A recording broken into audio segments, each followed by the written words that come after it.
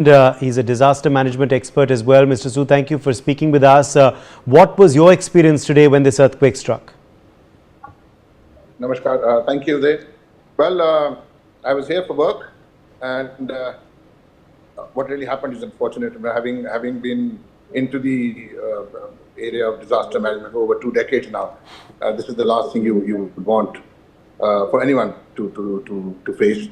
But I'm glad the response from the Thai authority, at least I can say on their behalf, they mobilized their emergency response teams to assist rescue operations quite immediately. And I think that is something which comes from a lot of hard work, a lot of preparedness and mitigation practices which they've evolved and developed, I would say specifically post-tsunami. And I think as a tourist or as someone who is here for business, such things also give you a very reassuring feeling that you're in a country which is well prepared. What happened in Bangkok was very unfortunate. As mentioned, buildings have collapsed. The under construction building collapsed rather. My heart goes out to the lives and which were lost and their families. But I think these are moments, as an expert, I can say, when more than national response, we talk about regional response, and initiatives like the CDRI, which is the Coalition for Disaster Resilient Infrastructure. I think they are doing a phenomenal job, and I must congratulate them for doing quite a bit in the area of promoting regional assistance, regional support. Our Prime Minister himself has come out and mentioned about all possible support which Myanmar and Thailand would need. Indians would always be there, and they've always been there. But I think cautious time, we need to be alert.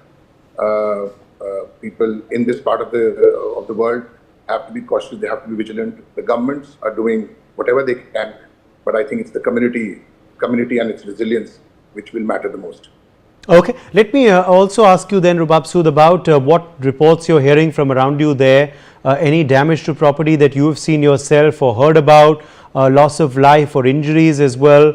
Reportedly also the Prime Minister of Thailand is in Phuket currently, or was yes, at least earlier? She was on her way to Phuket, and she had to stop midway to really address the public at large. While I was in Phuket, so Phuket basically has a lot of low-rise infrastructure, barring Patong, which is the major city which has a lot of high-rises. As far as Phuket goes, the tremors were not felt as bad as they would felt. And of course, they are not. Phuket is not very far away from Bangkok. Having said that, where I was, when I heard the news, I looked out of the window and there was water receding. So you can imagine someone. In my living memory, my muscle memory worked, and they're like, what if it was a tsunami? But then I was very sure that the early warning systems around here and in our part of the world have really evolved over the years, and you can really trust that. But because I know that, I was self-assuring myself, but there were people around me, because that time was a low tide time, and when I saw a couple of people talking about it, and then of course. They switched on the TV where I was, and they said there's nothing of that sort. It's in mainland Myanmar. Of course, we felt the tremors because it was just 10 kilometers under the, it was 10 kilometers shallow. So that's why the impact across the region was very amplifying. But other than that, no major tremors in this part of Thailand. Okay, nothing. Okay. Also, Rubaab Sood, as far as, you are a disaster management expert, so you understand the protocol and SOPs very well. Are they being followed? To the T in Thailand, are you pretty happy with the response of the authorities and the government? No, absolutely. That's what I tried to mention earlier. Also,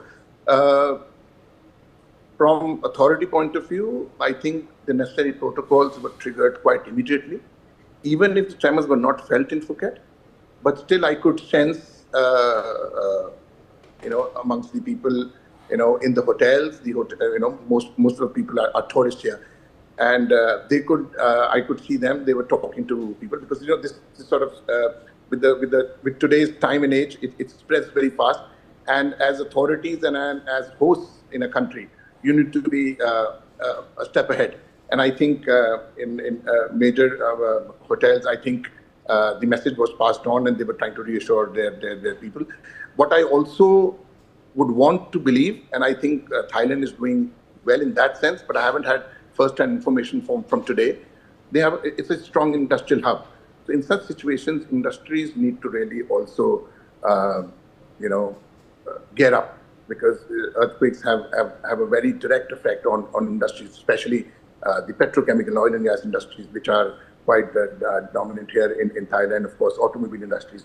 So they also have to be, because see, all these aftershocks and the main earthquake can cause, I would say, God forbid, more damage if industries are damaged. So their infrastructure needs to be really protected, and I'm sure the authorities are doing all their best to make sure things are in place. So from that sense, I would say yes, it's been followed to the T.